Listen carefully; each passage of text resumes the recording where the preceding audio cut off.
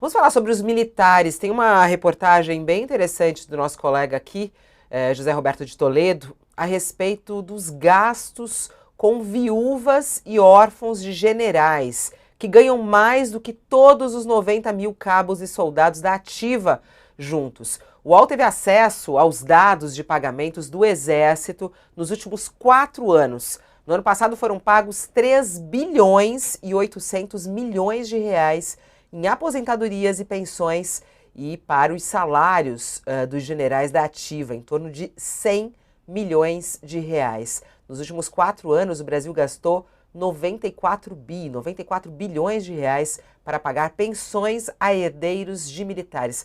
Vou assistir um trechinho aí de um vídeo explicando essa história. A mão do Exército é mais amiga de uns do que de outros. Viúvas e órfãos de generais recebem bilhões de reais todo ano. E por uma mágica burocrática, alguns desses oficiais nem precisaram morrer para deixar pensões para os seus herdeiros.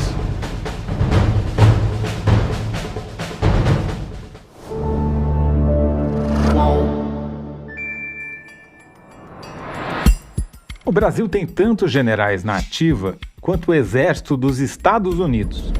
São 175. Mas um general brasileiro comanda, em média, quase a metade de soldados que um general americano, ou seja, proporcionalmente ao tamanho da tropa, há mais generais brasileiros do que no exército mais poderoso do mundo. O problema de haver tantos oficiais é o efeito cascata. Para cada general da ativa, há 24 generais aposentados ou na reserva. E não para aí. Além desses generais de pijama, há mais de 8 mil herdeiras de generais que já morreram e que recebem o soldo dos pais e dos maridos há 12, 13 anos. É como se um general da ativa valesse por 72 generais. É muito interessante os números apresentados pelo Toledo, falando sobre os gastos com esses militares, com as viúvas. O que você acha, hein, Josias? Como resolver essa questão? É aceitável isso ou não? Não, não é aceitável, né? Nós estamos hoje diante de uma indagação, Fabiola, que foi potencializada pelo mau comportamento das Forças Armadas durante o governo do Bolsonaro. As Forças Armadas comprometeram a sua imagem quando se associaram às maluquices do Bolsonaro, inclusive a maluquice de contestação da fidelidade ou da eficiência do sistema eleitoral brasileiro e das urnas brasileiras. Então, hoje as pessoas se perguntam para que servem as Forças Armadas no Brasil? Para que servem as Forças Armadas no Brasil? Nós tivemos um episódio em que o Lula, recém-empossado, estava visitando Araraquara, se não me engano, no interior de São Paulo, e assiste na televisão a invasão dos prédios em Brasília, das sedes dos poderes em Brasília. E ele foi aconselhado a recorrer a uma GLO, que é uma operação de garantia da lei e da ordem. Isso levaria ao acionamento das Forças Armadas para que elas restabelecessem a ordem no centro, no miolo administrativo de Brasília. E o Lula falou, não, mas como é que eu vou acionar as Forças Armadas nesse momento? Então, a esse ponto chegamos. O presidente, comandante em chefe das Forças Armadas, ele hesitou e acabou vetando a adoção desta fórmula da GLO, porque não confiava nas Forças Armadas, e ainda não confia. Então, uma relação de desconfiança. Então, as pessoas se perguntam, para que serve? E aí vem os privilégios.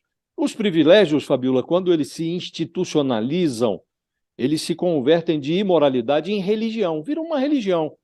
E este privilégio dos militares, que não é o único, de herdeiras ou herdeiras de oficiais mortos e até vivos, que se beneficiam com pensões, valores geralmente integrais e tal, isso não faz o menor sentido.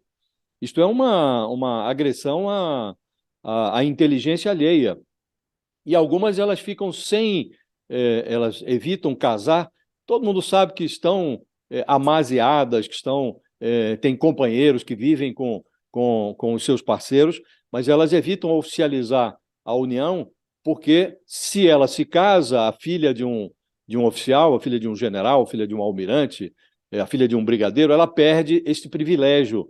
Então, isso se insere dentro de um contexto maior que exigiria do Brasil a realização de uma grande reforma administrativa, que os militares não são os únicos privilegiados, né?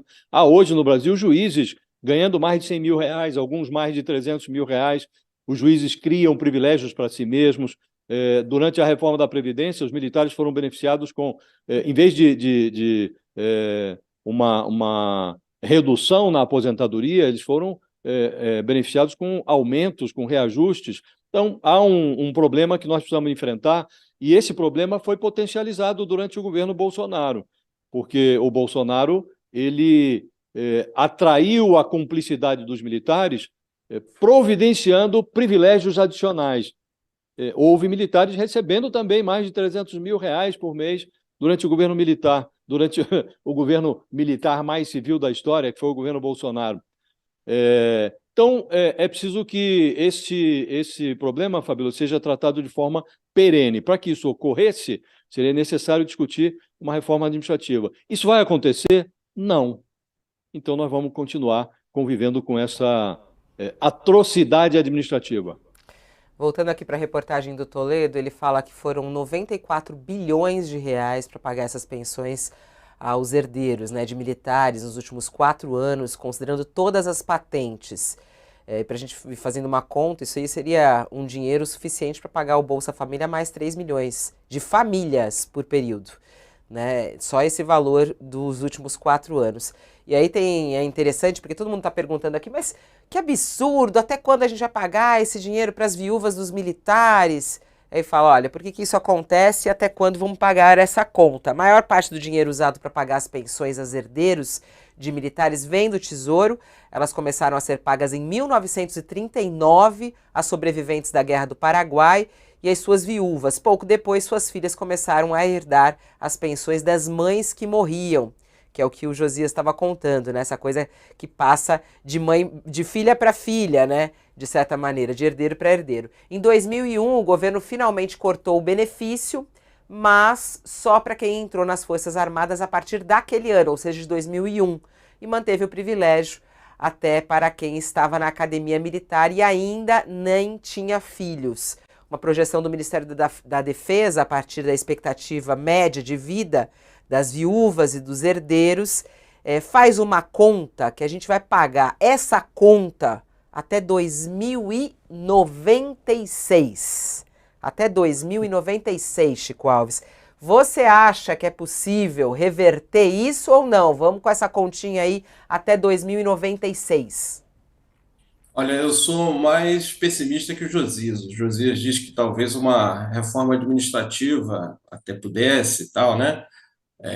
Mas a gente viu que numa reforma, o próprio Josias citou, né? Na reforma da Previdência, os generais passaram a ganhar mais, enquanto os civis tiveram seus proventos enxugados. Então, na verdade, isso que a matéria mostra é a tradução em cifras do mito de que os militares são superiores aos civis.